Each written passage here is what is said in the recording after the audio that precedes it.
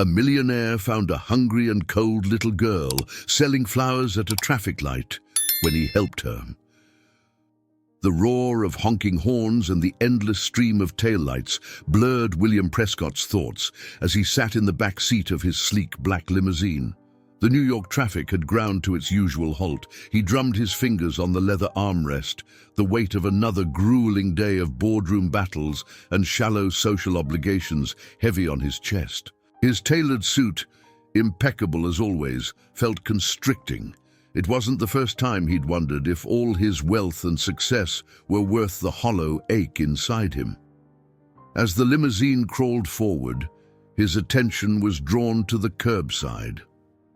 A small figure darted between the rows of idling cars, clutching a bundle of roses wrapped in cellophane.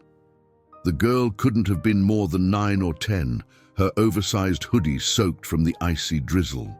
Her movements were swift but hesitant, and the desperation in her large brown eyes was impossible to ignore. She knocked lightly on the tinted window of a nearby SUV, but the driver waved her away without rolling it down. Undeterred, she approached the next car, holding up her flowers with a pleading look. No one gave her so much as a glance.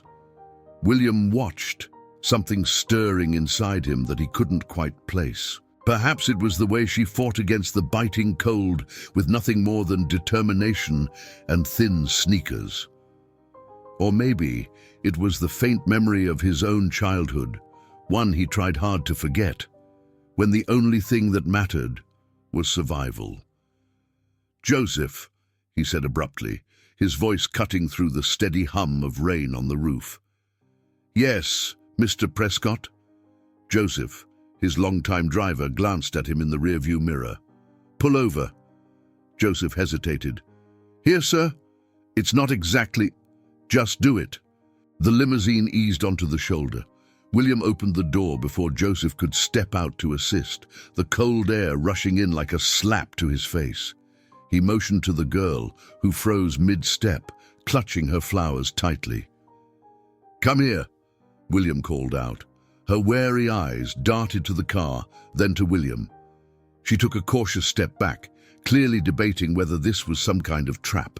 After a moment of hesitation, she edged closer, her fingers gripping the stems of her roses like a lifeline. "You need help?" William asked, his tone softer than he expected. The girl's lips trembled, either from the cold or nerves. I'm just selling flowers, $5 each." Her voice was small but steady, as if she'd repeated those words hundreds of times that day. William reached into his wallet and pulled out a crisp $50 bill. "Get in the car. I'll pay for all of them." Her eyes widened. "All of them? But Just get in before you freeze to death," he insisted, gesturing to the open door. She hesitated for another heartbeat before climbing into the limousine, her soaked sneakers leaving faint marks on the pristine carpet. Joseph handed her a towel from the front seat, and she accepted it with a mumbled "thank you," her small hands shaking as she dried her face. William studied her more closely now. Her thin frame was draped in clothes that were far too large for her, her cheeks hollow and skin pale from hunger. She looked at him with a mixture of awe and suspicion, as if waiting for the catch. "What's your name?" he asked, leaning back in his seat. "Mia," she said quietly, her voice almost drowned out by the hum of the engine. "Mia," he repeated, testing the name on his tongue. "Where are your parents?" Her expression hardened and she looked away. "Don't have any," she muttered. William frowned but didn't press. "How long have you been out here?" "Long enough," she said, gripping the flowers in her lap. "I need the money, okay? I'll leave as soon as you drop me off. You're not going anywhere until you've had something to eat." He signaled to Joseph. "Take us to the nearest diner." Mia's eyes narrowed. "Why are you helping me? What do you want?" William exhaled sharply. "I don't want anything, just consider it a random act of kindness." She stared at him, clearly unconvinced. "People like you don't do random kindness." The words stung more than he cared to admit. She wasn't wrong. In his world, kindness was often transactional, a way to climb social ladders or secure favors. But this felt different. He wasn't sure why. They pulled into a modest diner on the edge of the city. The neon sign flickered, casting a pale glow on the rain-slicked pavement. Inside, the warmth of the diner was a welcome contrast to the cold outside. William and Mia slid into a booth, drawing curious glances from the other patrons. When the waitress approached, William ordered a plate of pancakes, eggs, and bacon for Mia, along with a steaming cup of hot chocolate. She hesitated before eating, but once she took the first bite, she devoured the food like she hadn't eaten in days. As she ate, William watched her, his mind swirling with questions. Who was this girl? How did she end up selling flowers on a rainy street corner? But before he could ask, she wiped her mouth with a napkin and spoke. "Your wife," Mia said abruptly, her tone matter-of-fact. "She meets a man at the park every Thursday." William froze. The casual way she said it made the words hit even harder. "What did you say?" "I've seen her," Mia continued as if discussing the weather. "She's always with him. He wears a grey coat and a red scarf. They sit on the same bench. They talk for a while, then she leaves." His chest tightened. "How do you know she's my wife?" Mia shrugged. "I've seen her picture, on your phone, when you got out of the car."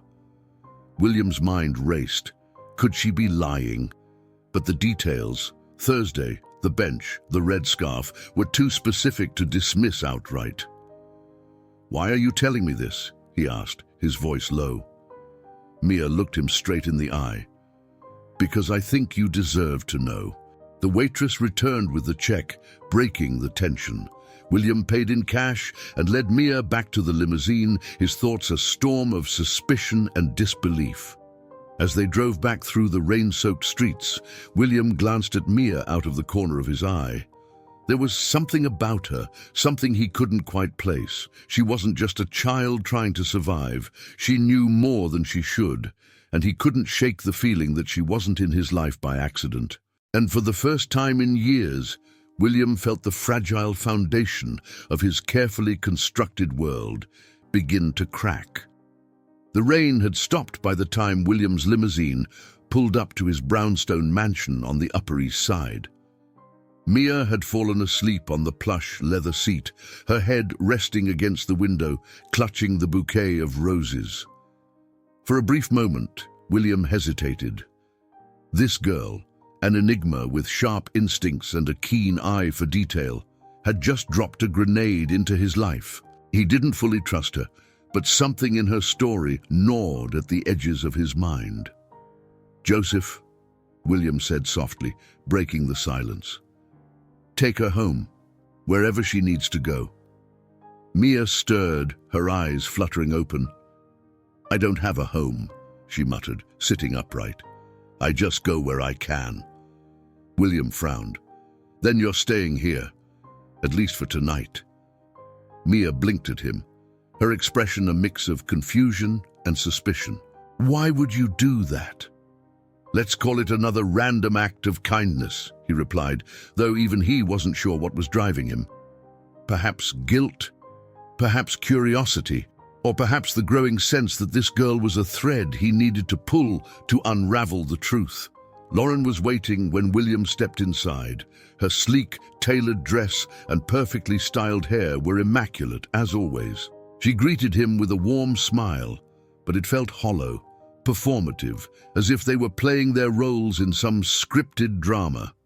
"You're late," she said, leaning in to kiss his cheek. "I got caught up in traffic," he replied, his tone flat. He didn't mention Mia, who was waiting quietly in the limousine. Not yet. Lauren's eyes flicked to his face, studying him. "Everything okay?" "Fine," he said curtly, brushing past her and heading for his office. He needed time to think, to piece together the strange puzzle Mia had handed him. As he shut the door behind him, he realized he had no idea how to begin. The next morning, Mia was seated at the kitchen table, scarfing down a plate of waffles prepared by their housekeeper, Rosa. William watched from the doorway, marveling at how quickly the girl had adapted to her surroundings. She ate with a kind of fierce determination, as though each bite were a battle won. He stepped into the room, pouring himself a cup of coffee. "Mia," he said, his voice firm but not unkind, "I need to know more about what you told me last night." Mia set down her fork, meeting his gaze. "What do you want to know?" "Everything. How long have you been watching Lauren? Why were you even there?" Her expression darkened. "I wasn't spying on her, I just noticed her. Because of the man she was with. He seemed out of place, like he didn't belong there." "Who is he?" William pressed. "I don't know his name," Mia admitted, "but I've seen him a few times. He always wears the same grey coat and red scarf. They sit on the bench by the fountain, and she always looks nervous, like she doesn't want anyone to see them." William's grip tightened on his coffee mug. He tried to dismiss her words as the imaginings of a child, but the details, the fountain, the red scarf, the nervous glances, struck a chord. They felt too real to be fabricated. By mid-morning, William had already contacted one of Manhattan's most discreet private investigators, a gruff man named Miles Donovan, who specialized in uncovering secrets for the city's elite. "I need you to follow my wife," William said bluntly, pacing his office. "Every step she takes. I want to know where she goes, who she meets, everything." Donovan raised an eyebrow. "Any particular reason?" William hesitated, then shook his head. "Just do it, and keep it quiet." That evening, William returned home earlier than usual, his thoughts consumed by the growing doubts about Lauren. As he walked into the house, he found Mia sitting cross-legged on the living room floor, flipping through an old photo album she must have found in one of the cabinets.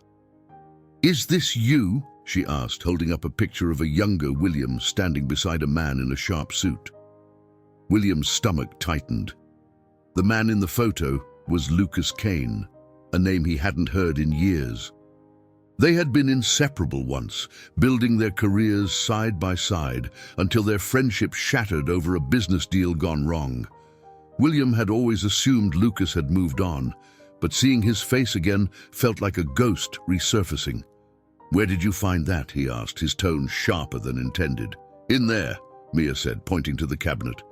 "Is he the guy your wife's meeting?" William froze. "What?" "The guy at the park. He looks just like him." For a moment, William couldn't breathe. Was it possible? Could Lauren be meeting Lucas after all these years? The implications were staggering and deeply unsettling. The next day, Donovan reported back with his first findings. "Your wife has been spending a lot of time downtown," he said, handing William a folder filled with photographs. "She met with a man yesterday at Bryant Park. Grey coat, red scarf. I couldn't get close enough to hear what they were saying, but they looked friendly." William's hands trembled as he flipped through the photos. There it was, the fountain, the bench, the red scarf, and Lauren, her expression tense but familiar, leaning in to speak to the man who was unmistakably Lucas Kane. "Keep following them," William said through gritted teeth. "I want to know everything." As Donovan left, William sank into his chair, the weight of betrayal settling heavily on his shoulders. He thought of Mia, her quiet resilience, and the strange wisdom that belied her years. She had been right about Lauren, about Lucas. But what else was she hiding? For the first time in decades, William felt powerless. The life he had built so carefully was beginning to crumble, and the person who had set it all in motion was a little girl with nowhere else to go. The morning sun pierced through the tall windows of William's home, but the warmth did little to thaw the chill settling over his thoughts. The folder with the photos of Lauren and Lucas sat on his desk, an accusation he couldn't ignore. He had tried for years to convince himself that his marriage, built on shared ambitions and public appearances, was solid. Now it seemed like little more than an elaborate facade. Downstairs, Mia was helping Rosa fold freshly laundered towels. William leaned on the doorway, observing her. The girl had made herself useful, seamlessly fitting into a world she didn't belong to. But the question lingered. Why had she come into his life? "Mia," he called, and she turned, her hands full of towels. "I need to ask you something." She set the towels down and walked over. "What?" He gestured for her to sit across from him at the dining table. "How do you know so much about Lucas Kane?" Her eyes darted away, the faintest hint of guilt crossing her face. "I told you. I saw him with your wife." "That's not what I'm asking." He leaned forward, his tone firmer now. "You recognized him from an old photo. You knew his name before I even mentioned it, didn't you?" Mia fidgeted, her small fingers picking at the edge of the table. "Maybe," she admitted softly. "But it's not what you think." "Then tell me what it is." She sighed, her shoulders slumping. "My mom used to work for him. And for you." William stiffened. The pieces began to click together. Years ago, he and Lucas had been business partners, running a rapidly expanding real estate firm. During that time, they had employed dozens of staff, assistants, secretaries, housekeepers. The memory of a particular woman, quiet and diligent, surfaced in his mind. "Your mother," he said slowly. "Her name was Elena, wasn't it?" Mia nodded, her expression guarded. "She worked for both of you until she got fired. After that, everything went bad. We lost our home. She had to work 3 jobs just to keep us fed." William's stomach churned. He remembered Eleanor vaguely, but not the circumstances of her dismissal. Why was she fired? Mia's lips pressed into a thin line. "She never told me exactly, but I know it had something to do with your wife." The revelation lingered in William's mind as the day wore on. By evening, he could no longer hold back his growing anger. He found Lauren in the sunroom, sipping a glass of wine and scrolling through her phone. She looked up, surprised at his sudden presence. "We need to talk," he said, his tone brooking no argument. Lauren raised an eyebrow, setting her glass down. "About what?" "Elena," he said sharply. "Do you remember her?" Her expression faltered for a split second before she composed herself. "The housekeeper? That was years ago. Why are you bringing her up now?" William stepped closer, his voice rising. "Because her daughter Mia is here. She told me everything about how Elena was fired and what it did to their family." "What did you do, Lauren?" Lauren's eyes flashed with anger. "I didn't do anything. She was stealing from us, William. I caught her red-handed." He frowned. "Stealing? From us? That doesn't sound like her." "Well, it's the truth," Lauren snapped. "I was the one managing the household. I had to make tough decisions." William stared at her, searching her face for any sign of honesty. "And Lucas, what about him? Was he involved in this decision?" Lauren's expression turned icy. "What does Lucas have to do with anything?" "Everything, apparently," William shot back. "Because according to Mia, he's the man you've been meeting in the park." Lauren stood abruptly, her voice rising. "You're seriously going to believe the word of some random street kid over me? I'm your wife, William." "Then tell me the truth," he demanded, his voice booming. "Are you meeting him or not?" For a moment she faltered, her mask of composure slipping. "It's not what you think," she said quietly. "Lucas has been going through a hard time. I was trying to help him." "Help him?" William echoed, his disbelief turning into fury. "Do you realize how that looks?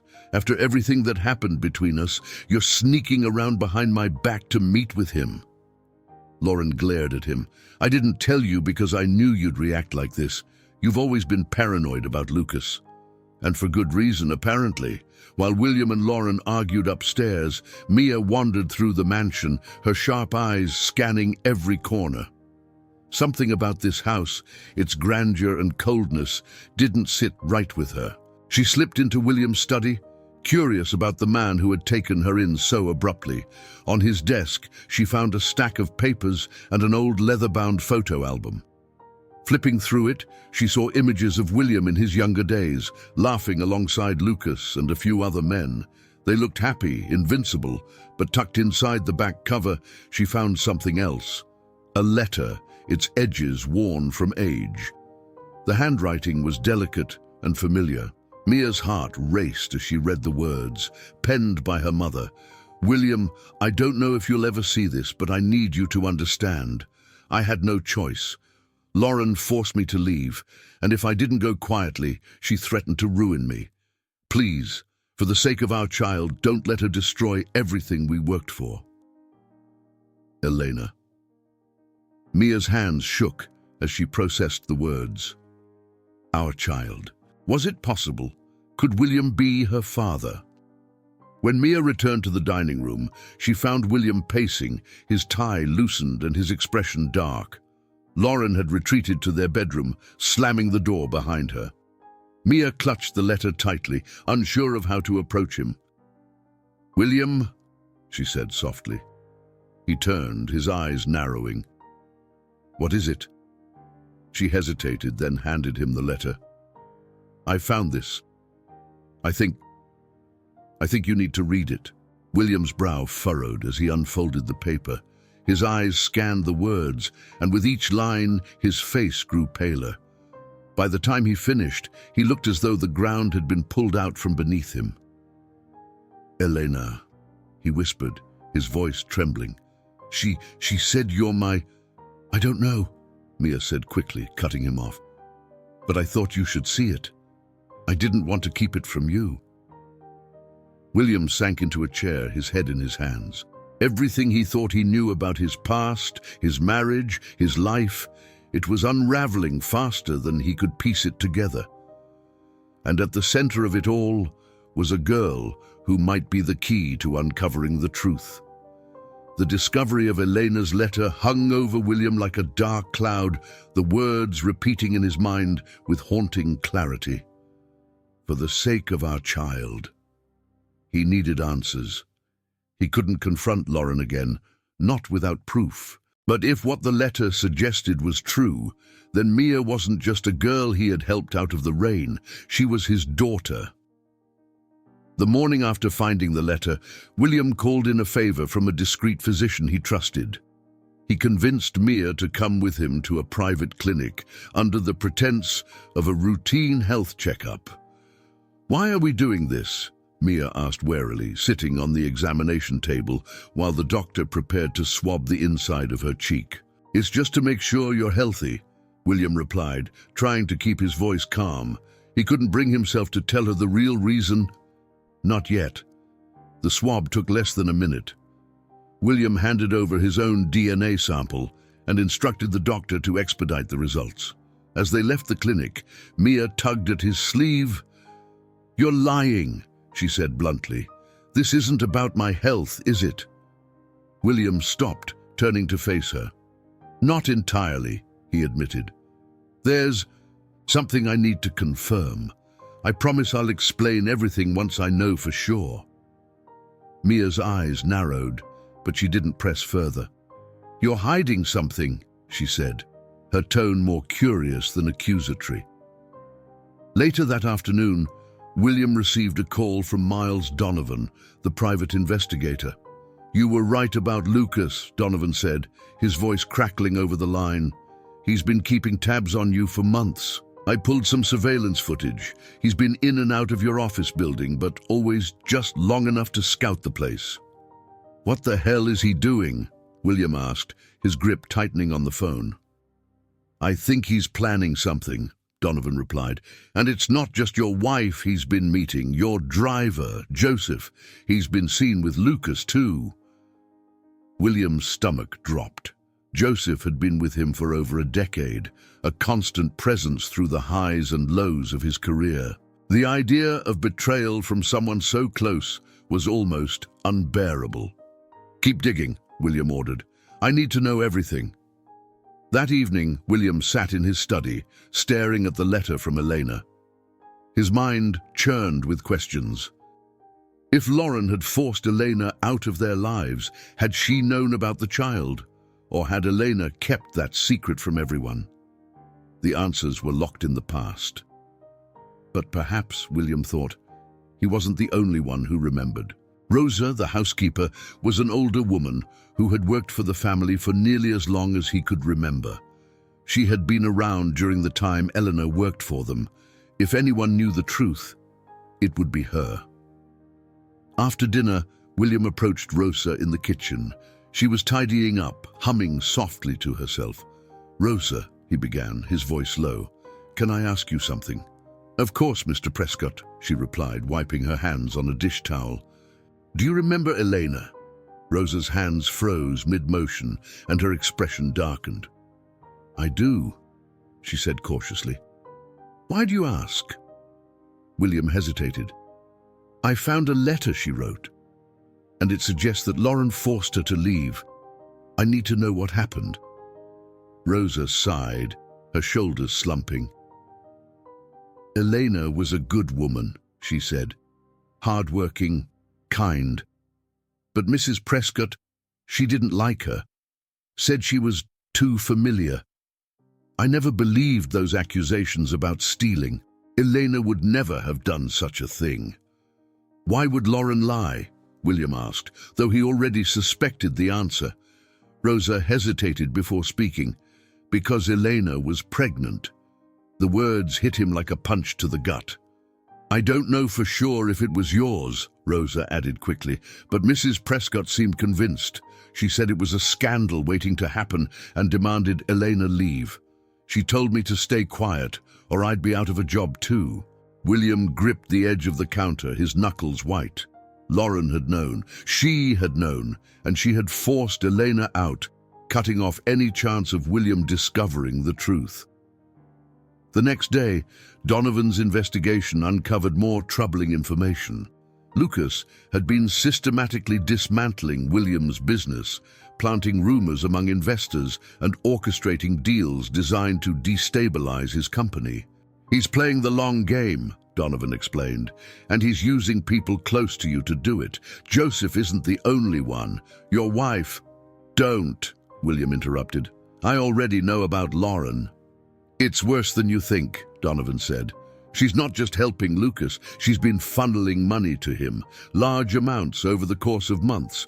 Whatever he's planning, she's funding it." William felt a cold rage settle over him. His wife, his driver, and his former best friend, all conspiring against him. And at the center of it all was Mia, the child Lauren had tried so hard to erase from his life. That evening, William confronted Joseph in the garage. The driver was polishing the limousine, his movements calm and deliberate, as if he didn't have a care in the world. "I know about Lucas," William said, his voice cold. Joseph froze, his rag suspended mid-air. "I don't know what you're talking about," he said after a moment, though his tone was unconvincing. "Don't lie to me," William snapped. "I have proof. You've been meeting with him behind my back." Joseph turned, his face pale. "It's not what you think," he said quickly. "Lucas, he threatened me, said he'd ruin me if I didn't help him." "What did he make you do?" William demanded. Joseph hesitated, then sighed. "I've been feeding him information. About your schedule, your meetings, your investments. He wanted leverage, but I swear I never gave him anything that could hurt you directly." William's fists clenched. "You don't get to decide what hurts me. You betrayed me." "I didn't have a choice," Joseph insisted. "He's dangerous, Mr. Prescott, more dangerous than you know." As the tension in William's life reached a breaking point, Mia watched it all unfold quietly from the sidelines. She was no stranger to chaos. Her life had been shaped by it.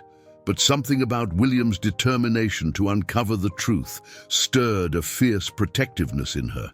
That night, while William was in his office, Mia approached him with an old tape recorder she had found among her mother's belongings.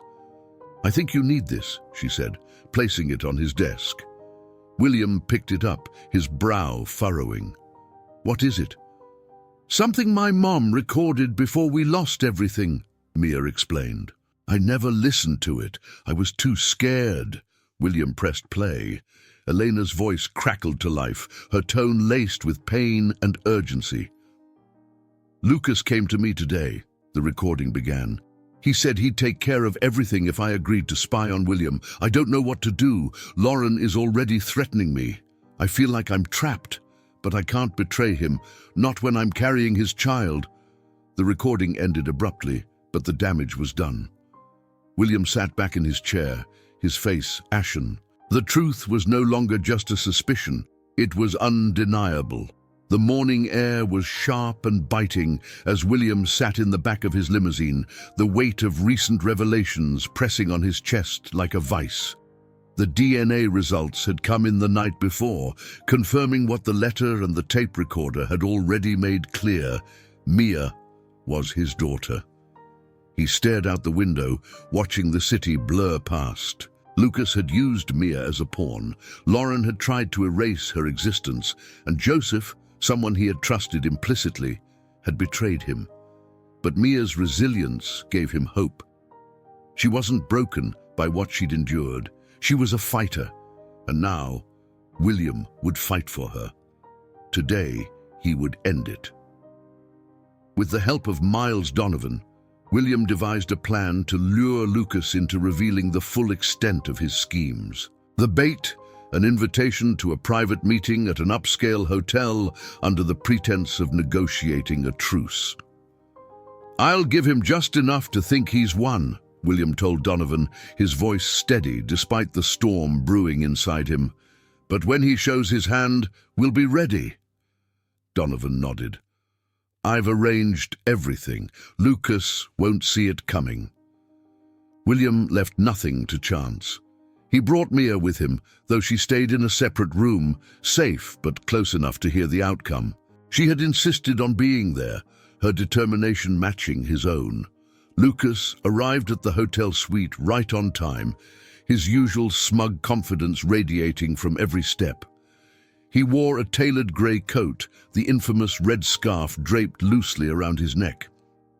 William stood by the floor-to-ceiling windows, his back to the door, as Lucas entered. "William," Lucas greeted, his voice smooth. "I have to say I'm surprised you finally agreed to meet. I was starting to think you'd forgotten how to negotiate." William turned slowly, his expression unreadable. "I didn't call you here to negotiate, Lucas. I called you here to end this." Lucas's smirk faltered, but he recovered quickly, settling into one of the leather chairs. "End it? William, you wound me. Everything I've done has been business, nothing personal." William took a seat across from him, his gaze piercing. "You used my daughter. You manipulated my wife. You tried to destroy everything I built." Lucas's smile widened, but it didn't reach his eyes. "I didn't try, William. I succeeded. You just don't know it yet." Over the course of the conversation, Lucas's bravado got the better of him. He outlined how he had infiltrated William's life, starting with Joseph, then Lauren, and finally Mia. "Lauren was the easiest," Lucas said, swirling a glass of whiskey in his hand. "She's always wanted more than you could give her. Power, influence, attention. She was practically begging to help me." "And Mia?" William asked, his voice low but deadly. Lucas chuckled. "A brilliant stroke of luck, really. When I found her selling flowers on the street, I knew she'd be the perfect way to get under your skin. Who could resist a helpless child? But even I didn't realize the poetic irony at first, that she was your blood." William's fists clenched under the table. "You used a child, Lucas. That's low, even for you." Lucas leaned forward, his tone mocking. "Don't lecture me about morals, William. You stole everything from me, my business, my future. I'm just returning the favor." From the adjoining room, Mia listened to every word, her small hands gripping the tape recorder she had brought with her. As Lucas continued to gloat, she pressed the record button, capturing his every admission. When the conversation reached its boiling point, William gave the signal. Donovan entered the room with two plainclothes officers who had been waiting outside. Lucas's confident demeanor shattered in an instant. "What the hell is this?" he demanded, standing abruptly. William stood too, towering over him. "This is your reckoning, Lucas. Everything you've done, every lie, every scheme, it's over." The officers moved in to handcuff Lucas, but he turned to William one last time, his face twisted with rage.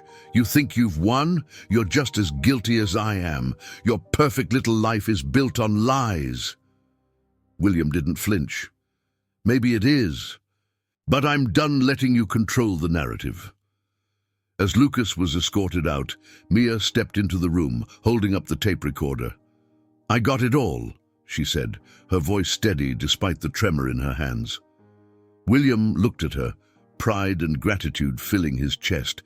"Good job, Mia. You were braver than most adults would have been." Later that evening, William confronted Lauren for the final time. She sat in their opulent living room, her arms crossed defensively. "Lucas is in custody," William said, standing over her, "and he told me everything about the money, the meetings, the lies." Lauren's expression flickered, but she quickly recovered.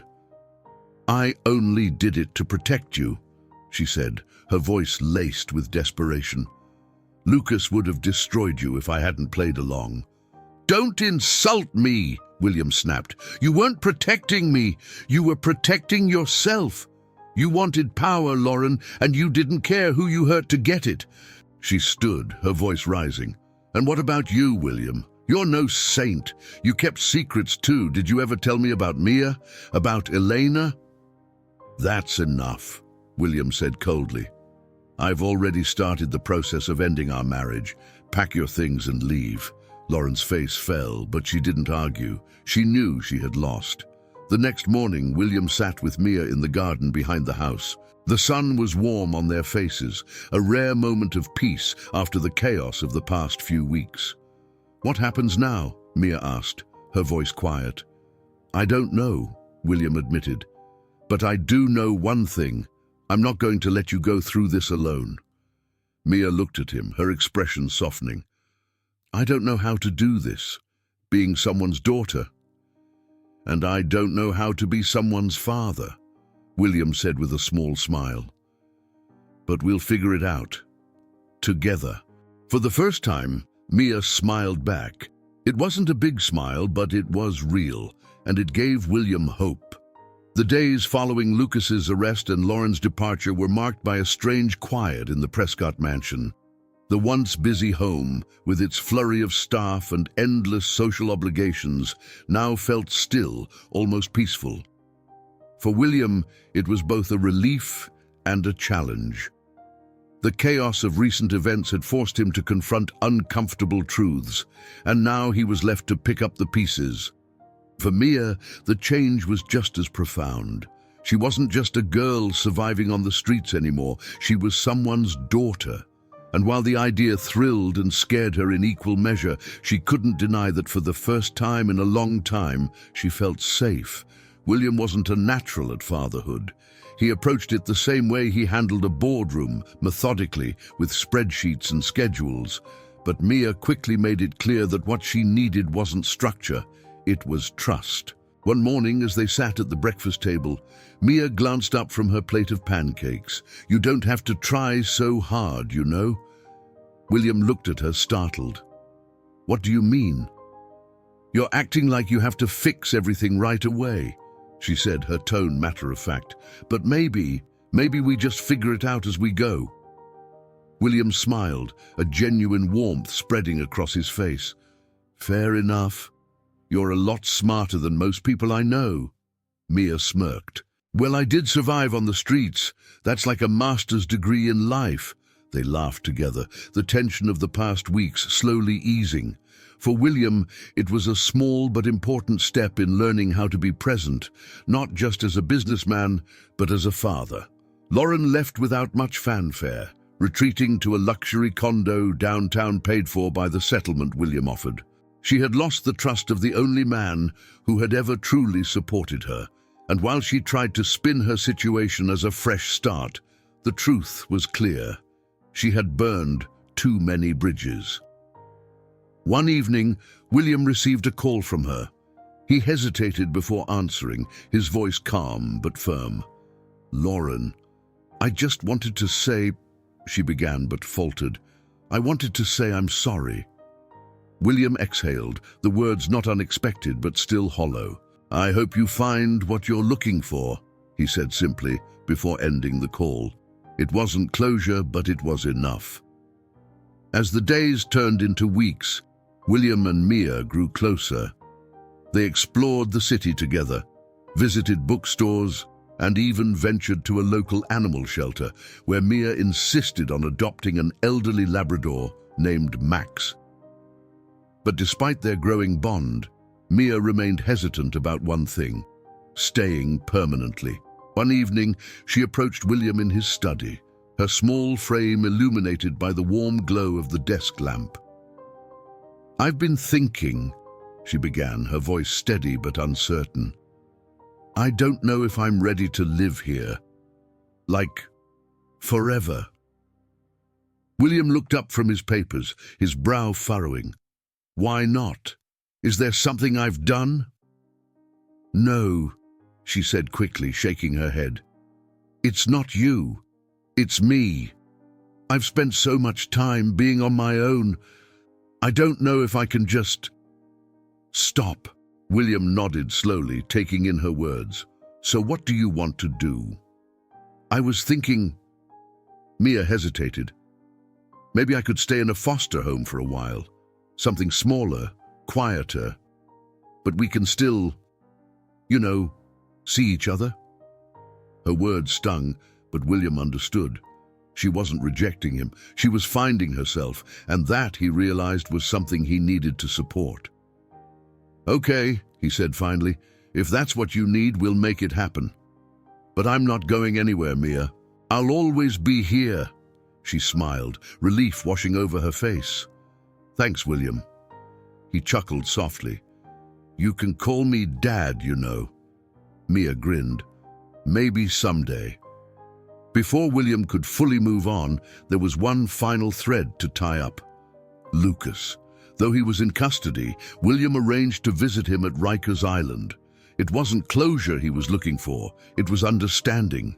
When he entered the sterile visitation room, Lucas was already seated, his once perfect suit replaced with an orange jumpsuit. He looked up, his expression a mix of anger and defeat. "Well, well," Lucas drawled. "Come to gloat?" "No," William said simply, sitting across from him. "I came to understand." Lucas laughed bitterly. "Understand what? That I lost? That you won? Congratulations, William. You're still the king of the castle." "I want to know why," William said, his voice calm but firm. "Why all of this?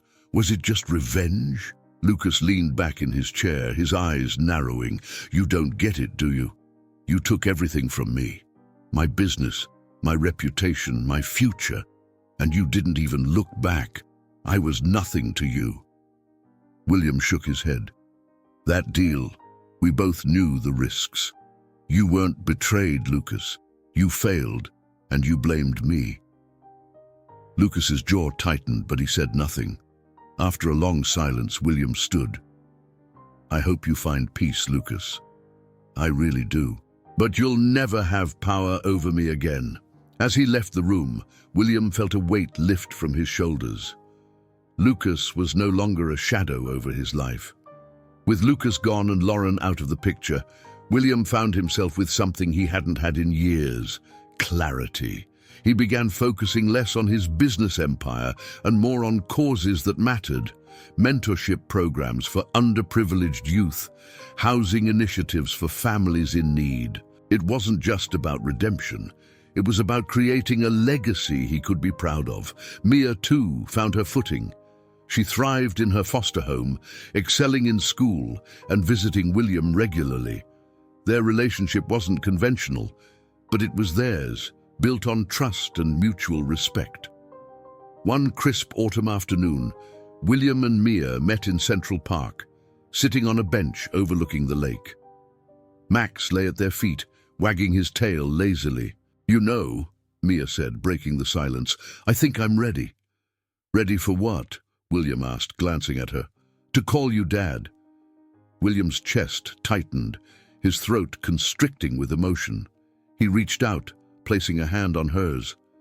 "I'd like that very much." As they sat there watching the leaves fall, William realized something he hadn't felt in years. Contentment. Life wasn't perfect, and it never would be. But it was honest, and that was enough. For the first time, William wasn't focused on the past or the future. He was present, living in the moment, with his daughter by his side. I hope you enjoyed today's story. If you did, subscribe to the channel so you don't miss more stories like this. Leave a like and comment below what you thought about the story. See you in the next video.